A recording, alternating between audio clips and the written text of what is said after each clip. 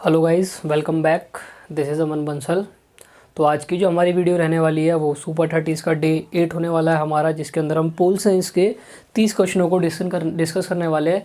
तो मैंने कहा था मैं वेरिएशन लाता रहूँगा। थोड़ा सा मन में आइडिया है कि हर चैप्टर के 30-35 जितने क्वेश्चन 1 मार्क्स के निकलते हैं, जो कराना इंपॉर्टेंट है उनको निकालते हैं। तो मैंने शीतयुद्ध के दौर से अपनी पहली बुक के पहले चैप्टर से स्टार्ट करा और इसके अंदर मैंने 30 क्वेश्चनों को बाहर निकाला है। तो चलिए शुरू करते हैं, बने रहिएगा एंड तक। धुरी राष्ट्र में कौन कौन से देश नहीं थे? एमसीक्यू टाइप मैंने इसमें क्वेश्चन डाला है कि उन देशों का नाम बताइए जो धुरी राष्ट्र में नहीं थे। पहला यूएसए नहीं था, जर्मनी था, जापान था, यूएसएसआर नहीं, ये दोनों के दोनों मित्र राष्ट्र से संबंधित थे, इटली था। तो हमारे 2 आउट हो गए, इसमें से सोवियत संघ और अमेरिका, ये दोनों धुरी राष्ट्र के अंदर सम्मिलित नहीं थे। यूएसएसआर की full form union of United states of sovereign Russia, United states of sovereign Russia, और एक इसकी फुल फॉर्म और है union of sovereign states of Republic. NATO कब बना और इसकी फुल फॉर्म देखिए, नाटो के संदर्भ में पूरी बात बता देता हूँ। North Atlantic Treaty Organization full form हो गई। कब बना? अप्रैल 1949 में बना। किसके द्वारा बनाया गया? अमेरिका के द्वारा और 12 देशों के साथ मिलकर। टोटल इसमें 13 कंट्रीज थी जब इसको बनाया गया नाटो को। और नाटो को बनाते वक्त एक बात रखी गई कि इन 13 देशों में से किसी भी एक देश के ऊपर यदि हमला किया जाता है तो बाकी के 12 देशों से खुद पर हमला समझकर प्रतिक्रिया जाहिर करेंगे। इसीलिए नाटो बनाया गया था। कब बनाया गया? अप्रैल 1949। अमेरिका और 12 देशों के साथ अमेरिका इसकी अगुवाई कर रहा था। नाटो की full form North Atlantic Treaty Organization, उत्तरी अटलांटिक संधि संगठन। सिएटो कब बनाया गया? कई लोग सीटो भी बोलते हैं, सिएटो 1954। सेंटो कब बनाया गया? 1955। अब इनकी फुल फॉर्म भी जान लीजिए। इसी हुए टॉपिक को बिल्कुल इस तरीके से करेंगे जितनी ज़रूरत है आपको वहाँ पे समझ में आएगा। साउथ ईस्ट एशिया संधि यानी Treaty Organization. CENTO Central Treaty Organization, Central Treaty Organization 1955 और 1954। अब एक खास बात मैं आपको बताता हूँ, ये जो तीनों के तीनों है, नाटो, सिएटो, सेंटो, आप सभी को पता होगा तीनों के तीनों अमेरिकी संबंधी थे। इनका जो संबंध था वो अमेरिका से था, या जो इनकी अगुवाई है या जो इनका फॉर्मेशन हुआ है यूएसए से संबंध में लेकर हुआ है। अब अगला क्वेश्चन, सोवियत संघ ने नाटो के जवाब में, या ये जो जितने संगठन बन रहे थे इनके जवाब में कौन सा संगठन बना दिया? तो आप सभी को इसका उत्तर पता होगा, वार्सो पैक्ट।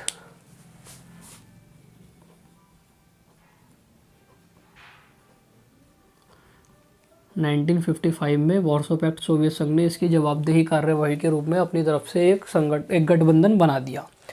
एक देश महाशक्ति कब कहलाता है? कईयों को पता होगा, कईयों को नहीं पता होगा कि एक देश महाशक्ति कब कहलाता है। देश महाशक्ति जब कहलाता है जब उसमें महाशक्ति वाले गुण आ जाते हैं, जैसे कि उसकी अर्थव्यवस्था बहुत फैली हुई हो, इतनी फैली हुई हो लगभग वर्ल्ड में फर्स्ट सेकंड थर्ड नंबर पे आए, तब वो महाशक्ति कहलाएगा। उसकी जो जनसंख्या का आकार है, जनसंख्या घनत्व है, वो बहुत बड़ा हो। जो उसका भूमि का क्षेत्रफल है वो काफ़ी ज़्यादा बड़ा हो। तकनीक अच्छी हो, औद्योगिकरण हुआ हो, यानी वो हर क्षेत्र के अंदर वो देश आगे बढ़ चुका हो, औरों को टक्कर दे रहा हो, तब वो देश क्या कहलाएगा? महाशक्ति कहलाएगा। अगला जो क्वेश्चन है, बर्लिन वॉल फॉर्मेशन, बर्लिन की दीवार कब बनाई गई?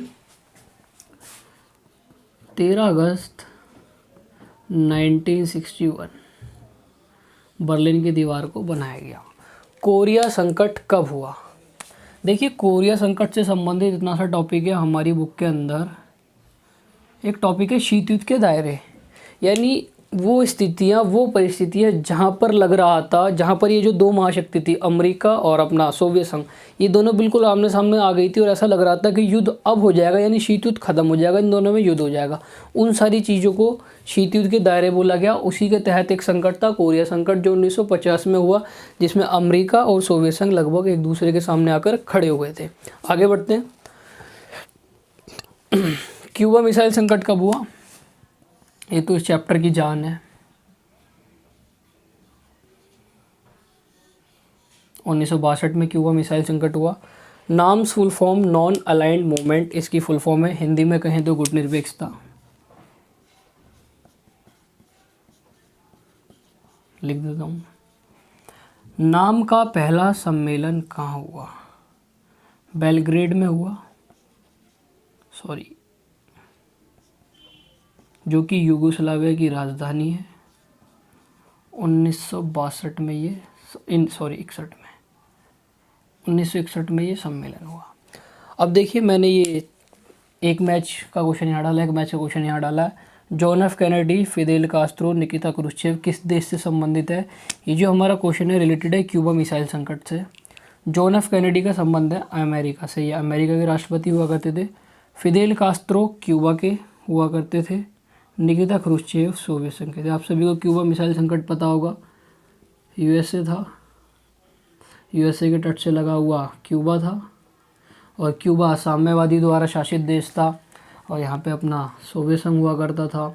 इन्होंने यहाँ पर अपना सैनिक अड्डा बना लिया, जिस बात की खबर अमेरिका के राष्ट्रपति जॉन एफ कैनेडी को 21 दिन के बाद पता चली, जिसके चक्कर में इन्होंने अपनी जंगी बेड़े यहाँ पर भेज दी। यही सारी घटनाएं जो बिल्कुल इसे क्यूबा मिसाइल संकट को शीत युद्ध का चरम बिंदु भी बोला जाता है, वो सारी स्थिति थी जिसे क्यूबा मिसाइल संकट बोला गया। अंकटाड की full form United Nation, UN का तो मतलब वही निकलेगा बार बार, United Nation conference on trade and development. United Nation conference on trade and development 1972। Neo, same संबंधित है ये दोनों आपस में। न्यू इंटरनेशनल इकोनॉमिक ऑर्डर, देखिए क्या हुआ था 1972 में अंकटाड सम्मेलन हुआ, United Nation conference on trade and development, जहाँ पर अल्प विकसित देश और विकसित देशों के बीच जो तनाव है, जो टेंशन है, उसको कम करने के लिए एक सम्मेलन किया गया, जिसमें 4 प्रावधान निकाले गए थे कि जो अल्प विकसित देश है उनका अपने संसाधनों पर पूर्ण नियंत्रण रहेगा, उनका जो दोहन पश्चिम के देश कर रहे हैं वो कम से कम किया जाएगा, उनके लिए बाज़ार अवेलेबल कराया जाएगा, अंतर्राष्ट्रीय संस्थाओं में उनको अधिक महत्व दिया जाएगा। इस प्रकार के 3 मैंने बता दिए, 4 क्या है वहाँ पर कंक्लूजन निकले थे। तो अंकटाड नियो एक दूसरे से संबंधित है। अंकटाड के full form United Nation conference on trade and development, new international economic order, नई अंतर्राष्ट्रीय आर्थिक व्यवस्था 1972 में ये हुआ था। आगे बढ़ते हैं, 15 क्वेश्चन डिस्कस हो गए हैं, जिनके बारे में डीप में भी मैंने आपको बताया। एलटीबीटी कब लागू हुई? ऑप्शन दे रखे हैं 1962, 63, 64 और 65। एलटीबीटी 1963 में लागू हुई थी। एलटीबीटी की full form Limited Test Ban Treaty, NPT. ये सारी ना परमाणु संधियाँ, परमाणु को सीमित करने के लिए या उनको उनका जो परीक्षण है उसको प्रतिबंध लगाने के लिए से परमाणु अप्रसार संधि करी गई। ये कब हुई थी? न्यूक्लियर नॉन प्रोलिफरेशन ट्रीटी, ये कब हुई थी? 1968।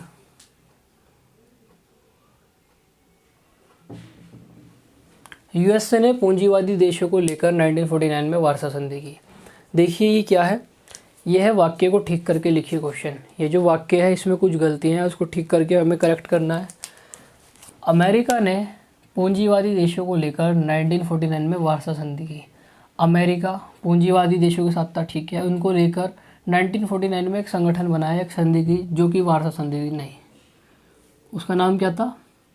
नाटो संधि, नाटो ट्रीटी ऑर्गेनाइजेशन। ये तो करा था यूएसए ने। तो इस वाक्य को हमने ठीक करके इस तरीके से लिखा, परमाणु बमों के गुप्त नाम बताएं। ये क्वेश्चन मैंने शॉर्ट में लिख के ऐसे पूछा जाएगा, सन 1945 में अमेरिका के द्वारा जापान पर 2 परमाणु बम गिरे गए, उनके कूट नामों को या गुप्त नामों को बताइए। सभी को पता होगा, लिटिल बॉय, फैट मैन, ठीक है।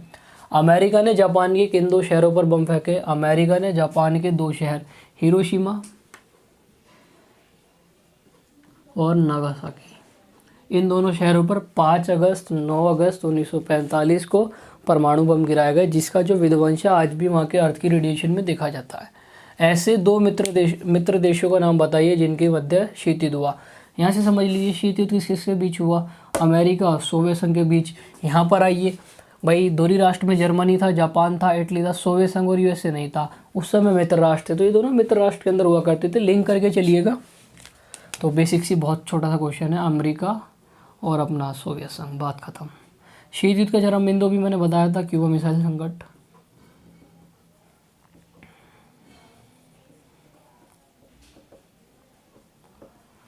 प्रथम विश्व, द्वितीय विश्व, तृतीय विश्व। देखिए पहला वर्ल्ड किसे कहा जाता है? जो पूंजीवाद समर्थक हैं, उदारवाद पूंजीवाद के समर्थक, वो देश कहलाए फर्स्ट वर्ल्ड। सेकंड वर्ल्ड जो समाजवाद समर्थक है प्लस सोवियत संघ के समर्थक है, वो क्या कहलाए? समाजवाद। वो सेकंड वर्ल्ड। थर्ड वर्ल्ड जो अल्प विकसित देश है या जिन्होंने नाम का समर्थन करा, उन्हें तीसरा विश्व बोला गया। और इनको एक तरीके से और कैटेगराइज किया जाता है। प्रथम वर्ल्ड में उन्हें रखा जाता है जिनका विकास हो चुका है यानी विकसित देश, द्वितीय विश्व में विकासशील जिनका विकास हो रहा है, तृतीय विश्व में अल्प विकसित जिनका विकास नहीं हुआ, जो पिछड़े हुए हैं। वो बात अलग रही, पर हम अगर आप चैप्टर के संदर्भ में बात करें, प्रथम वर्ल्ड वो था जो पूंजीवाद को समर्थन दिया करते थे, द्वितीय विश्व होता जो समाजवाद को समर्थन दिया करते थे, तृतीय विश्व क्या था? जो अल्प विकसित थे और नॉन अलाइंड मूवमेंट को समर्थन दिया करते थे। नाम के वर्तमान सदस्य 120 सदस्य हैं, लिख लीजिएगा। करंट डाटा है लगभग 2012 के बाद से अब तक इसमें 120 सदस्य बने हुए हैं। नॉन अलाइंड मूवमेंट का लेटेस्ट समिट वर्तमान में सबसे नया ताज़ा सम्मेलन कब और कहाँ हुआ? अक्टूबर 2019। और अपना कहाँ हुआ? बाकू, अज़रबैजान में।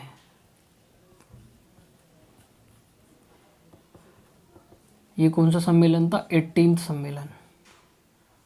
पहले मैंने बताया बेलग्रेड जो कि यूगोस्लाविया की राजधानी है, वहाँ पर हुआ।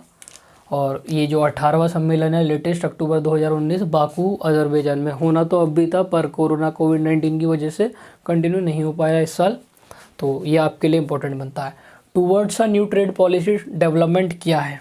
फॉर डेवलपमेंट, ये एक रिपोर्ट है जो कब पेश हुई? 1972 में। कहाँ पेश हुई? अंकटाड सम्मेलन में। बात खत्म। नीचे बढ़ते हैं। मैच करने का क्वेश्चन है।